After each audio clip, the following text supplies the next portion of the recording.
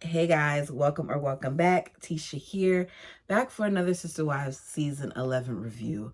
I don't know if this was done during the season or if this is just a thing that's being done on Max, because I noticed that some episodes, as I said in previous reviews, are missing.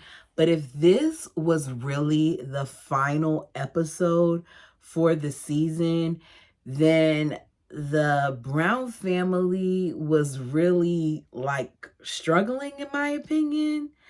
Was this the season that Cody fought to keep the show on the air? Because looking at the last few episodes, it's clear to me that the boot for the Brown family from getting off of TLC network was near. The entire episode involved them playing a game. That's it. Nothing else major happened. Oh, wait, I'm lying. We got some more flashbacks. Flashbacks of things that at this point we've seen time and time and time again.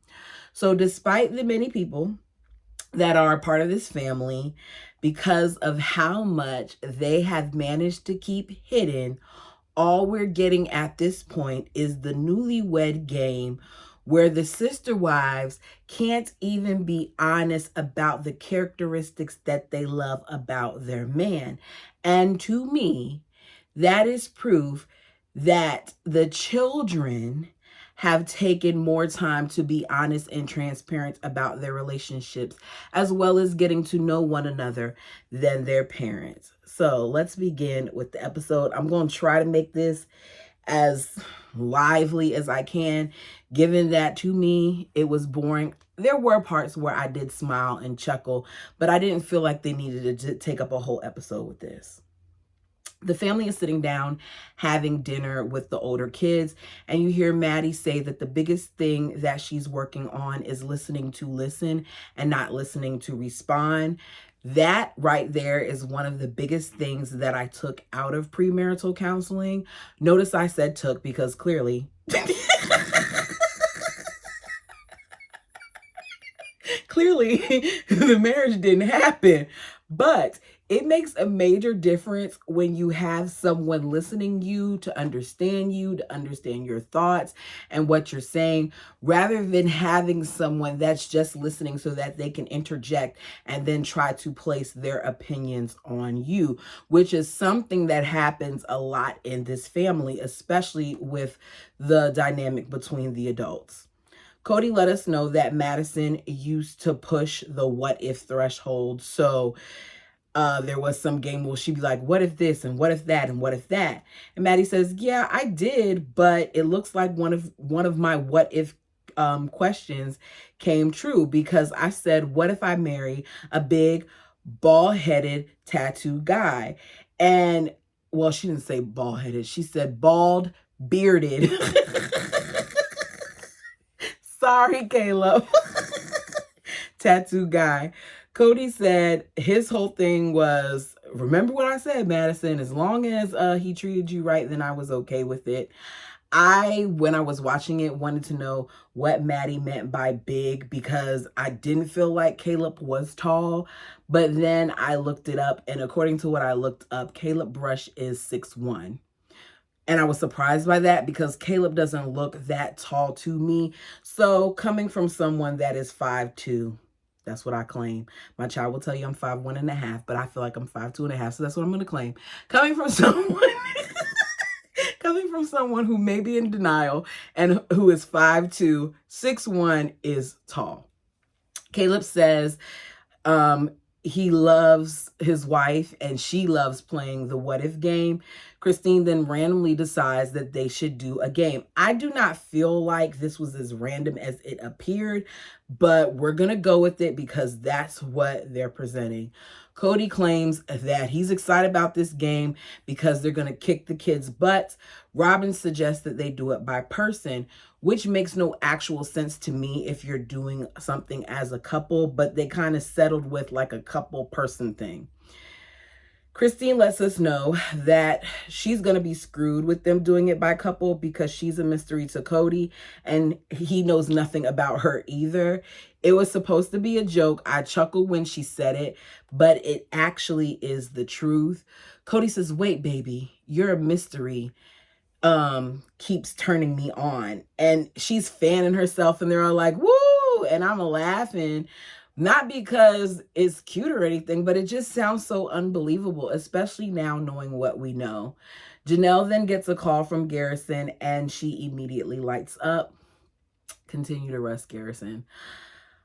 She turns the camera and you see his buzz cut along with his beautiful smile that looks a lot like hers as she's holding the phone in that moment. He's at Army basic training with the Nevada National Guard.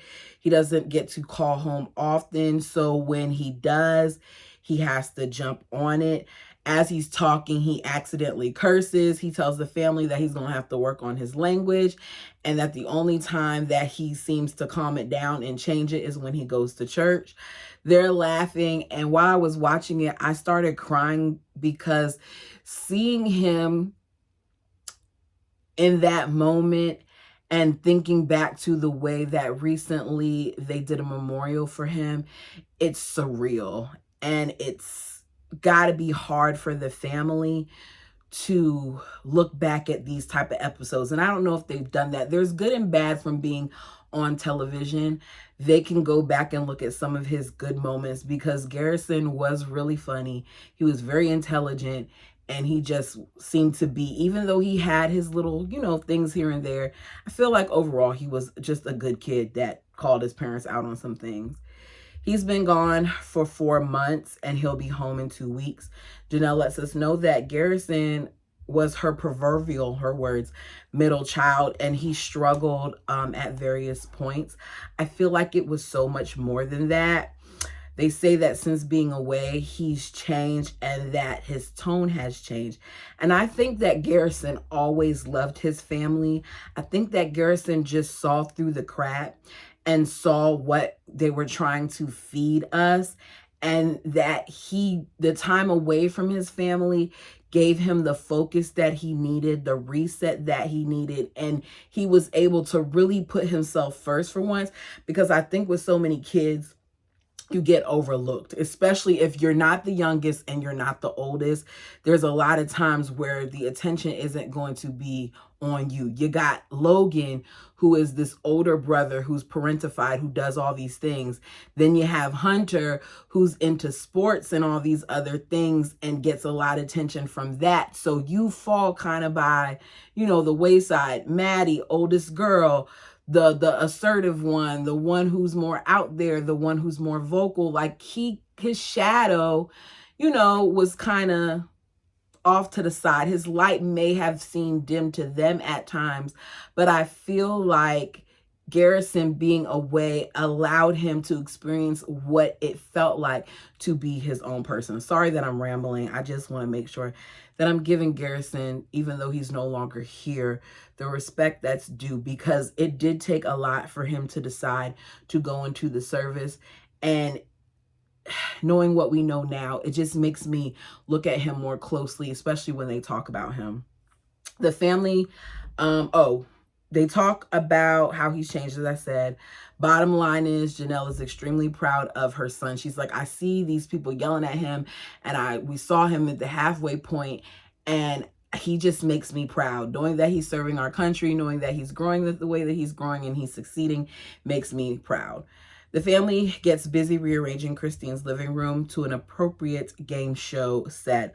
You have to have the couch and the note cards and the markers and the chairs, as well as, somebody who's going to keep the score, which is going to be Leon.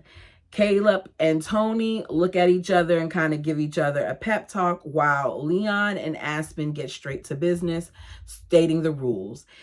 Through the many experiences that I've had at game night, I've learned that when it comes to playing a game, you have to put everything on the table before you begin to play. Can I get to A to the men? Because how many, let's be real, how many of us have played games before and while we're in the middle of the game, example Uno, some people will let you stack draw twos on top of draw twos. Some people cheat and do draw twos and draw fours. A draw two to me is not a draw four, but some people do that. So you gotta let that name, let the rules of the game be known. Do you play with jokers when you use certain card games? Things of that. Cody and the wives laugh because for whatever reason, they think that they're going to win. You heard me right. The same people who have admitted in their book that they didn't have certain important conversations until being on this show, being asked questions by producers, feels like they're going to win in this you have to actually know your partner exercise. The players are going to be Caleb and Maddie, Tony and McKelty, and as the newbies, and Cody and the wives, who are bragging about Cody having a total of 78 years of combined love. I don't know where I was going with that. My notes aren't complete. I don't know where I was going with that. Okay, they're bragging because they have 78 years of marriage compared to McKelty and Tony, who haven't gotten married yet, and Maddie and Caleb, who have been married for a short time now. The bird is nervous, Married is scared. But she really shouldn't have been scared because despite despising her, Mary and Cody scored the highest for his wives. The first question is, where did a first kiss take place? McKelty and Tony say on McKelty's couch. We find out that Tony hates that ugly couch. And Madison and Caleb say Caleb's apartment in the entryway. These kids really didn't follow behind their parents' footsteps because I don't think that the parents would be that excited knowing that both of these kisses happened in each other's apartments, which makes you, I told you a lot of them seem very comfortable with one another during their courting process, in my opinion. Mary and Cody are asked that question, and Mary knows the answer to the date, month, year, and place. Cody agrees, but he just says it's the family room instead of calling it the living room. Janelle and Cody, Janelle doesn't remember ever kissing Cody because Janelle was going through the motions, in my opinion. Cody remembers it, and he says that there was some electricity, and this happened standing by the car. When he said it, I busted out laughing because I was like, I knew Janelle was a firecracker. I'm telling you, it's the ones that you least expect. And then in recent years, when they were on the one-on-ones and Suki asked Janelle about their sex life, and Janelle was like, we ain't have a problem there. Janelle got a little flustered. She had a little flashback going on. So I knew that there was some electricity with them, but Janelle says she doesn't remember because she says that there was a lot going on in her life at the time, that there was a change in her family dynamics and all that other stuff. I just feel like that's a great excuse. Janelle, just let us know that it was uneventful. Robin and Cody were in his car, even though they try to make us think that we saw it for the first time on the show. Liars. Christine and Cody was over the altar on their wedding day, which goes back to one of the many reasons why Christine was bothered by the fact that Cody kissed Robin before they were married the way that he did while she was giving birth to their child. And all the other times that we saw them kiss one another. It was just a completely different standard when it came to him and his bird. The next question is, who in the Brown family will be next to Mary? Tony jokes and says it's going to be Cody. McKelty says that it would be Logan and Michelle or Cody. I thought that was interesting because Logan and Michelle already made it be known on multiple occasions that they had no intentions on rushing marriage, and it really stuck by because I think that they were the last. No, because Aspen was next, right? And then did he get married before Gwen? I can't remember. Y'all let me know down in the comment section if he was married before Gwen. I think he was. I know him and Gwen aren't far apart from each other, but there was a significant amount of time that went by before he actually got married, and Aspen did get married before him. Who is the most hair obsessed? Robin, Mary, and Cody all get votes. Janelle doesn't get any, but Cody wins because we know that he's hair obsessed. We get a montage of it. Cody reveals to us that it's not that he takes really long on doing his hair. It's that he takes really long in the shower because he uses a scrub brush to clean everything. And as he said that, I got officially grossed out because I pictured Cody standing in the shower with his scrub brush cleaning everything. Really, everything? I hope you don't clean everything with your scrub brush. That's not what it's for. What is the phrase that each person uses the most? Cody says he uses "I'm exhausted" the most. Mary reveals that Cody says "I am fart man," and Cody illustrates with a reenactment that is so cringy. I was going to write down some of what he said, but when I say it was cringy, and I refuse. I know I look silly on camera sometimes, but I, in my personal life, don't even use the word fart. I hate it, y'all. I do. It's something about it. Pass gas, toot. But I don't normally use the word fart. I decided not to do it. I started writing it, deleted it. I'm beginning to think that there is nothing sexy about these people, because when Mary used that as something that he says the most, that's what you want to say around your wives a whole bunch. I'm not saying don't have a sense of humor, because it's very important that you can say and do all things with your spouse, but there's nothing, yeah, that wasn't humorous for me. It was cringy. And Aspen and them were like, I never heard that, which lets you know this is something that he probably does when he's in the bedroom with them. Gross. Next round begins with the 6 ladies guessing the responses of their 3 men. Wait, is that right? 6 ladies, 4 wives. Yeah, 2 daughters. Guessing the responses of their 3 men who are in another room. What would the men say is their better half's best characteristic? Mary jokes and says, well, it's not my boobs. We hear what Cody's best feature is. Christine says it's his eyes. Janelle says it's his shoulders, both metaphorically and physically. Mary says it's his forearms. Leon throws a little bit of shade to that answer by revealing that Mary overshared to them at 12 how much she liked Cody's forearms. And I'm like, okay, that's such a random thing. Robin says his eyes. I personally, not that y'all care about this, but what do I like on people? Don't judge me. I'm not going to judge you. Don't judge me.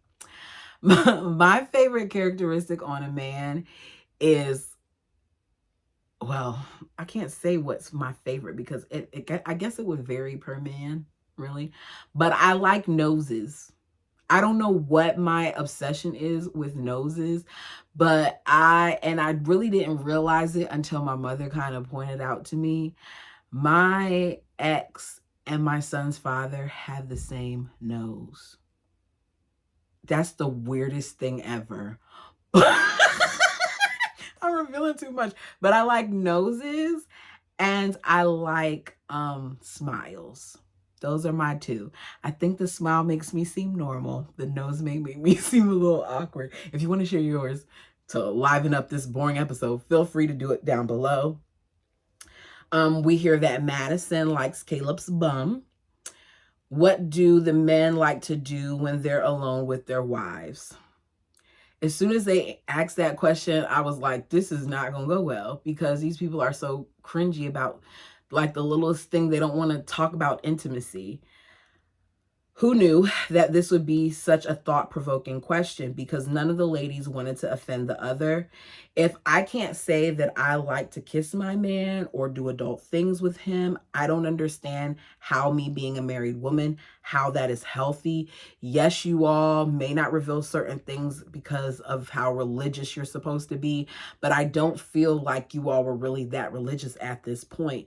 It's obvious that you guys are doing the hokey pokey. You got kids to prove it. Definitely Robin, because hers are recent.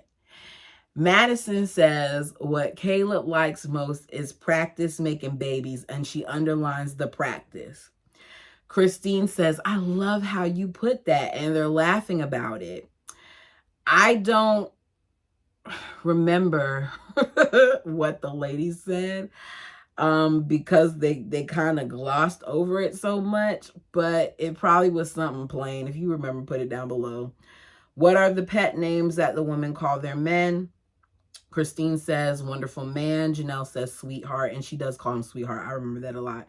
Mary originally tells us that there is none, but we find out that it used to be lover. When she said there is none, I was like, that really reveals the state of their marriage. Mary let us know so many times that they weren't in a good place. Mary was in such a bad place that they didn't even call each other anything at this point but their names. Meanwhile, we get flashbacks from TLC showing us all the different times that Mary and Cody used to call each other lover. And it just further proves that Mary's actual marriage is over, and so is her spiritual one. Because for you to go from that to what we see now, where was the disconnect? How in season 1 were you okay with calling her that? But then after what? After you married Robin, did it stop? I should have paid more attention to when the clip stopped, like where he was in the process with Robin when he stopped calling her lover. Because part of me is now feeling like he did this just to ensure that they were married. No, he did it after he got married, because when they went skiing, they were in Vegas already, and they had gotten married before they moved to Vegas. So either way, I want to know what made it stop, because we still haven't gotten an answer. They tell us about how much they didn't get along at all these different points, but I've talked to several married couples, and you don't always get along. That doesn't mean you quit each other. The men return. We find out that McKelty's pet name for Tony is Poquito. Cody answers Mary's question correctly. And as she does this, the room it's like you can feel the relief in the room that he answered it and he didn't do the same thing that Mary did. You even hear Christine actually cheer, because everybody could feel how the energy with them has been off. The question is back to, what do you want to do with your person when you're alone? Caleb struggles. He's like, I don't know if I should say this. I don't know if I should say this. I mean, my father-in-law is right there. And then Caleb finally blurts it out and confirms that Maddie was right by saying that he wants to practice making babies. And everybody is laughing in the family with the exception of Cody. I guess for a father, that would be a cringy moment. I'm not going to knock Cody for doing that. Tony and McKelty score again, agreeing that McKelty's butt is her best feature, and that McKelty likes Tony's great hair. It looked much more tame back then. It was slightly oily, but I liked it better then than what we see now. So if she liked his hair, she liked his hair. Christine is thrilled that the kids are so obsessed with each other's bums, but Cody is not. Mary and Cody are the only ones who agree on the feature that was listed by saying his arms. Like, he only knew what Mary's answer was going to be. He got everybody else's wrong, because for a lot of them, Cody thought it was going to be his butt. Christine says she would never say that his butt was attractive, nor does she think it is. And I said, go ahead, Christine, tell your truth. It's time for the men and women to separate again. At this point, Tony and Madison are in the lead, and Christine for the wives. No, overall, she was in dead last. We then get to the next question, how the woman would feel about adding a bonus wife to their marriages. I don't feel like that's something that Aspen came up with, because Aspen supposedly came up with these questions, and so did Leon. I think that these questions probably were already somewhat prepared by TLC, and they maybe told them they could add some, because that doesn't sound like anything that Aspen then would ask, especially since they've had this conversation so many different times. But McKelty and Tony drop a bomb, because she said that he would say no way, but then he would be like, but who is it? So we're supposed to believe now that they're toying with the idea of polygamy, because now Christine is like, oh, I want to know more, and how do they think about this and all this other stuff. And the bird lets us know, like, McKelty never said she wouldn't do it. She said that it basically depended on her husband. Caleb, Mary, Robin, and Christine say no way. Janelle, on the other hand, says that he would say, convince me, that Cody would say, convince me. And they're like, huh?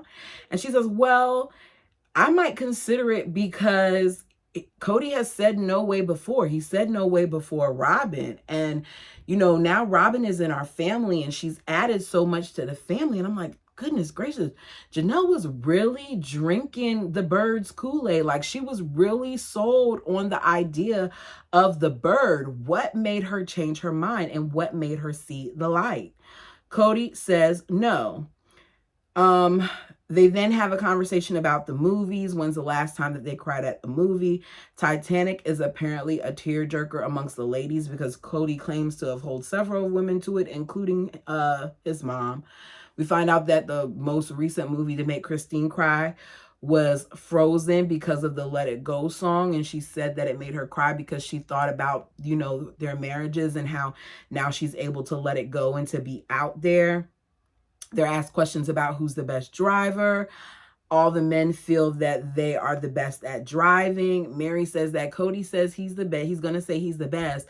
But I like to point out that I don't have any tickets. And I feel like that's good for you, Mary, but that just means you didn't speed or break any laws. That doesn't necessarily mean you're a good driver. They're asking what part of their relationship they've made the most improvement. Tony and McKelty say that it is communication, and they get it right. Cody then uses this opportunity to take credit for it because he's like, I'm the one who told them to take this time to really get to know each other. And they did. And Christine gives him credit. I think that it is good that they took this time to know each other because so far their marriage does seem to be successful. Caleb says he needs to work on making more time for her, but Maddie says communication. Cody and Mary say calm conversations, and they get it right. Mary says that she needs to work on not being offended when he walks into a room grumpy, because in the past, when he walks into a room grumpy, she automatically feels like it's something that she did, which goes back to what Robin said in the last episode, which is that Mary gets offended very easily by Cody. But I feel like because in the past, that's what he probably did. He probably blamed Mary for a lot of things that went wrong. We've seen him do it in recent years with both Christine and Janelle. Remember, Christine is now the reason that the entire family broke up, and Janelle and her kids are also the reason. He takes no account into any of that. So I can very much so see why Mary got freaked out whenever he was upset. I still believe that Cody was abusive to Mary at times. Maybe not physically, but I feel like he was emotionally and mentally abusive towards her just based on her reaction to things, because she seems like she really walks on eggshells. For Cody and Robin, he says that he needs to work on validating her woes. Cody needs to validate her woes, and they give each other high fives, basically celebrating her need for him. Anything that makes Robin happy is what makes Cody happy. He's focused on validating her woes, but what about Mary's and Christine? Janelle doesn't seem to have any back then, but Janelle has some now. So you prioritize that one wife, which is what he's done over the years, while the others aren't put on priority. I see why Janelle said that this exercise could get Cody in trouble, because I know if I was one of his wives and I heard this, I'd be looking at him like, okay, really? You can validate her, but you can't validate me? Interesting. Janelle is last after it's all over with.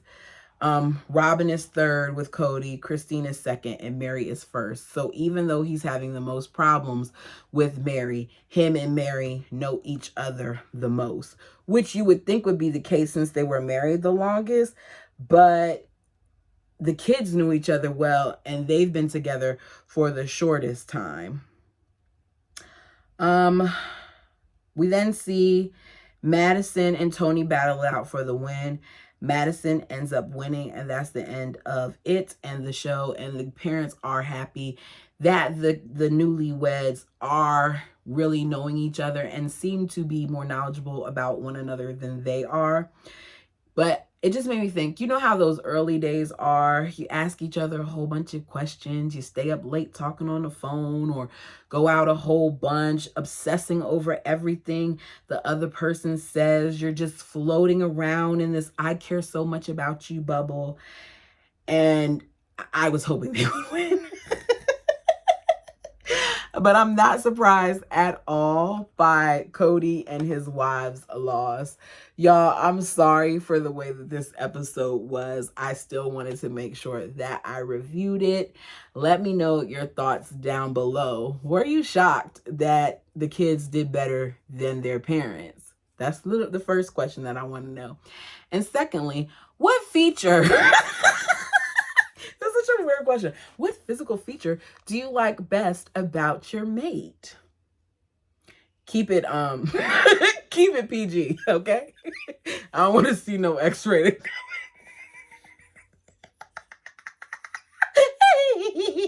I didn't have to tell y'all that. Y'all know. Thank you so much for joining me, especially for this episode. You do not have to watch, but you do. And I appreciate you. And that is officially the end of season 11. Until next time.